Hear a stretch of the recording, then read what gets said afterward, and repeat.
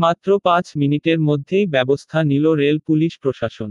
আজ বিকেলে গুপ্তিপাড়া রেলস্টেশনে এক ব্যক্তিকে অচেতন অবস্থায় দেখতে পাওয়া মাত্রই সেই ছবি সরাসরি সম্প্রচার করেন আমাদের পাবলিক রিলেশন অফিসার সাংবাদিক চিরঞ্জীব চট্টোপাধ্যায়।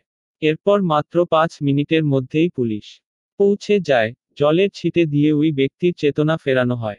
তাকে বাড়ি পৌঁছে দেওয়া হয়। পুলিশ সূত্রে খবর অসুস্থ অবস্থায় নয়, ওই ব্যক্তি ছিলেন নেশাগ্রস্ত অবস্থায়। ধন্যবাদ পুলিশ প্রশাসন এর টিমকে দ্রুত ব্যবস্থা নেওয়ার জন্য। পুলিশ ও প্রেস, আপনাদের সেবায় অলওয়েজ।